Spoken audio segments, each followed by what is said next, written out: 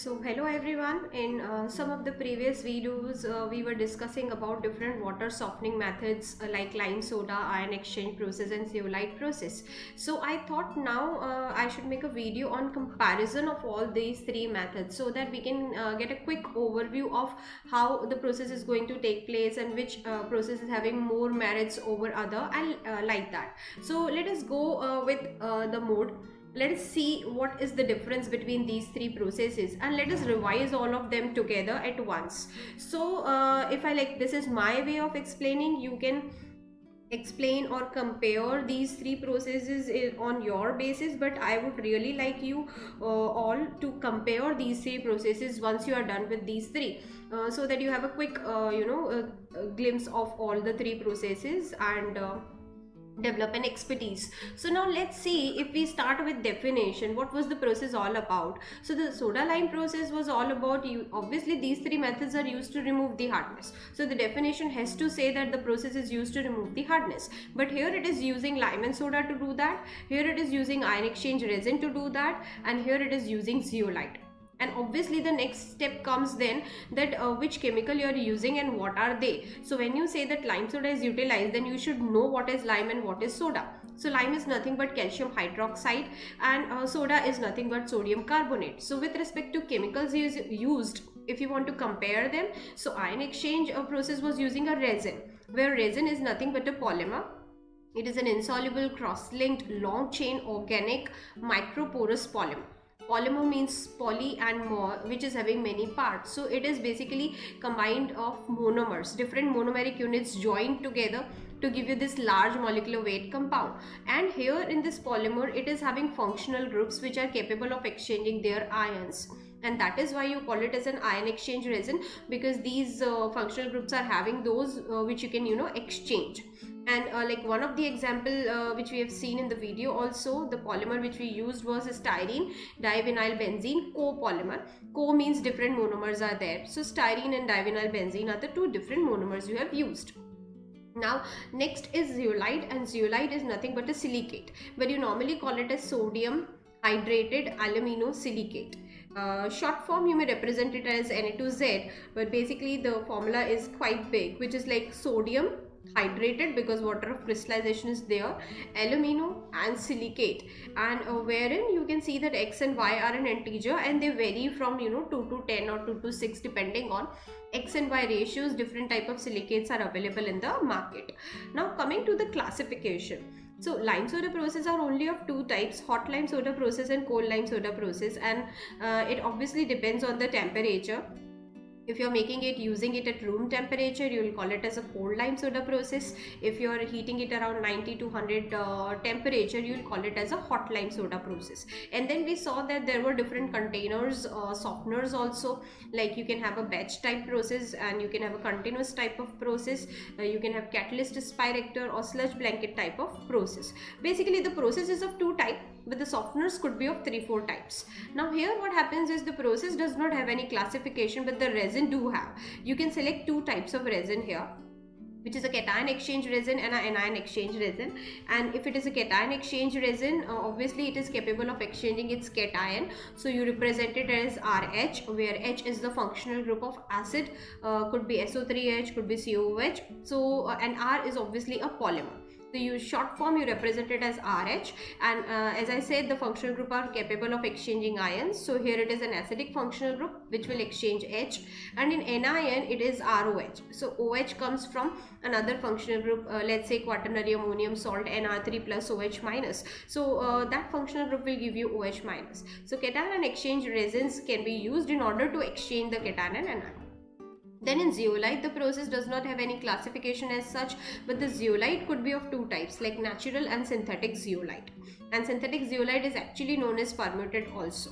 So now coming to the principle, like how they remove the hardness. So ion exchange and zeolite are almost having the same principle. In both of them, it is reversible exchange of ions of resin with ions present in impurities of water.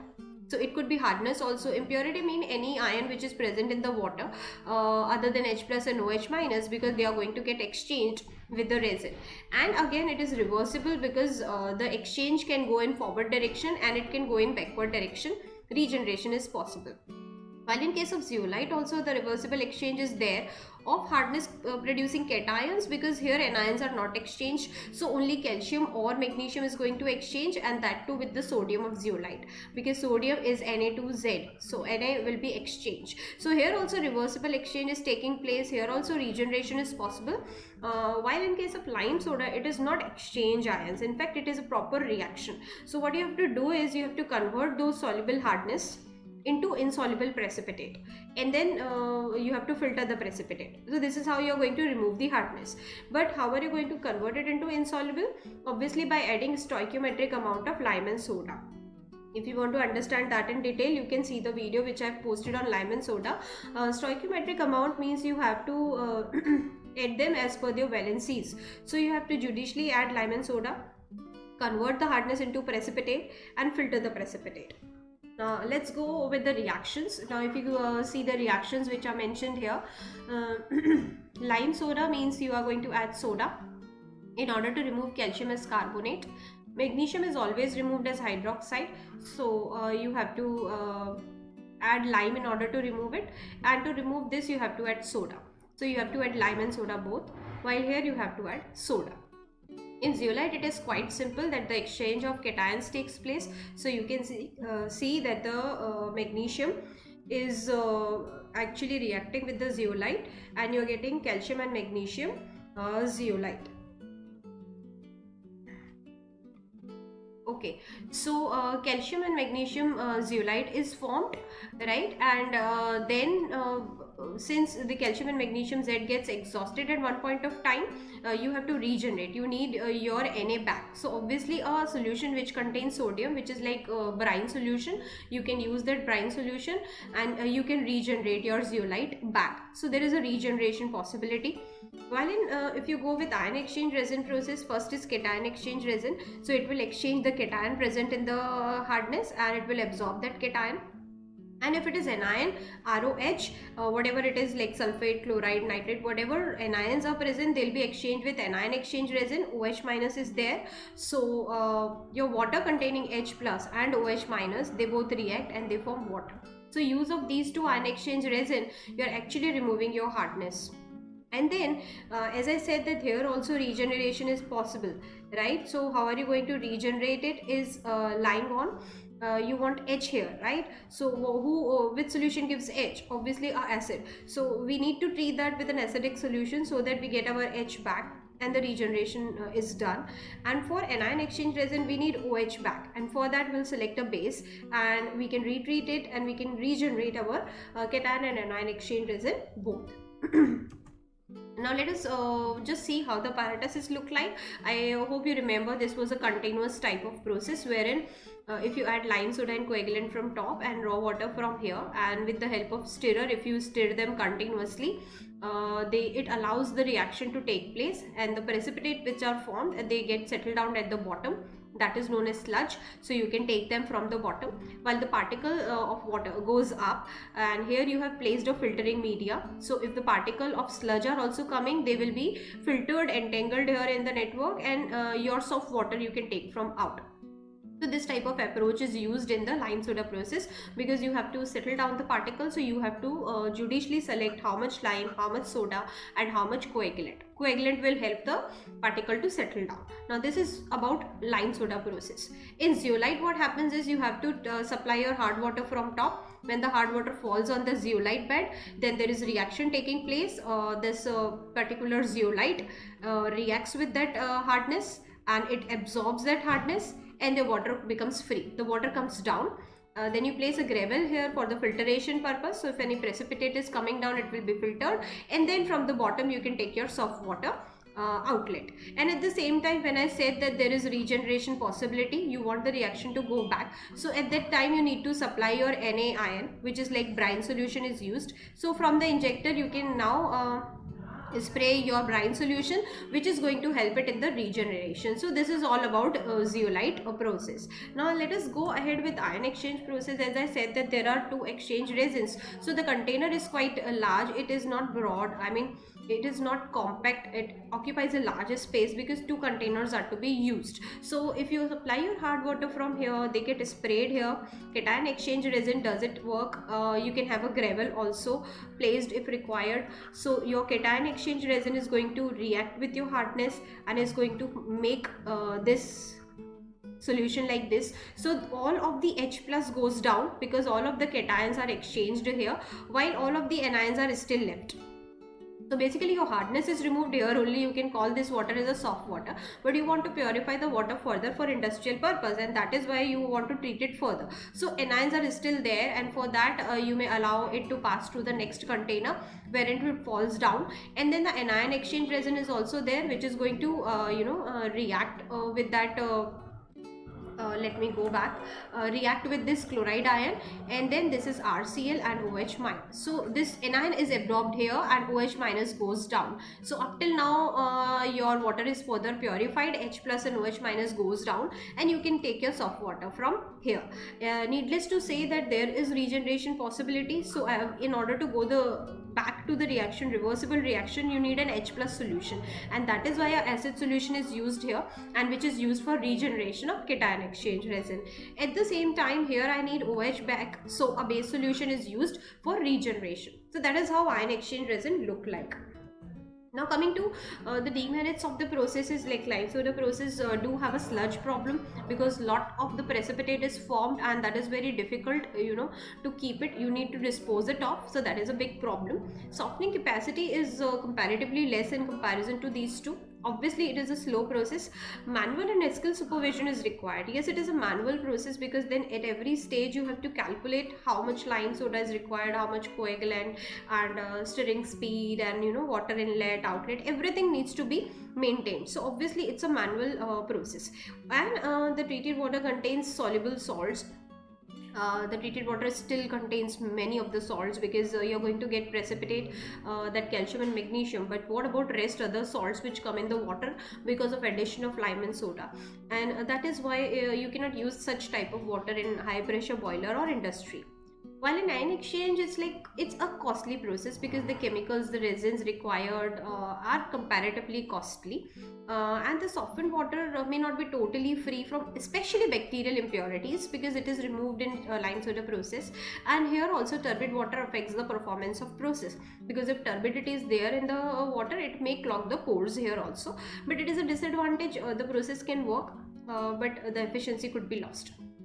In terms of zeolite, the major disadvantage is the ions are exchanged with sodium ion, and the treated water thus contains the pseudo hardness, the hardness which is like fake, which is like false, because if excess of sodium ions are present in the treated water, every calcium and magnesium is getting exchanged with sodium, so obviously your treated water will have more of sodium, and that's how the water may not give lather with soap properly, and then you may assume that the water is hard. So that is known as pseudo hardness of the water. And zeolite process has certain limitations also, which I'll call it as demerit as of now. I'll add here only, but it's basically a limitation that acidic water cannot be treated because it destroys the zeolite bed, and once it is destroyed, you cannot use the zeolite bed again. Similarly, the water containing colored ions cannot be treated, like iron and manganese, etc. If they are present in the water, they'll be exchanged, but they'll not be regenerated. So regeneration is a problem. So I consider this as limitation, in fact, that the process stops working then. And then turbid water cannot be treated because immediately it will clog the pores of zeolite. So that also is a limitation. So if you don't remove the turbidity, it is a limitation to that process. However, this is a disadvantage that anions are not treated here, because only cations are targeted in the zeolite process, anions are not targeted. Let us go ahead. If you go with the merit, comparatively it is economical, and the treated water is slightly alkaline, and that is why it is having less corrosion tendency. At the same time, because of that only, pathogenic bacteria are also get reduced or killed, and it removes other minerals also, because if you have seen the reaction in the video of lime soda, you might have seen that it reacts with almost each and every component. While if you go with ion exchange process, anions are and cations both are removed. So the problem which a boiler face, which is like type of corrosion, brittlement of boiler in presence of caustic, which is base, that does not happen here. And obviously the treated water is very having very less hardness left, so you can use that boiler feed or industrial purpose because it is comparatively free from other ions, and it can remove those colored ions as well, so there is not a problem. While zeolite, if you see the merit, it is comparatively cheap because these no coagulant is required, and the zeolite, if you are taking natural and brine solution, is nothing but 10% NaCl, so comparatively you can call it as a cheap process.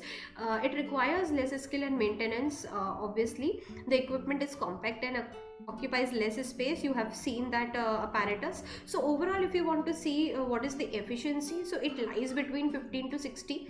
The water still contains some kind of hardness, which you call it as residual hardness, because if you take hot lime soda process, it would be around 15 to 30 kind of thing.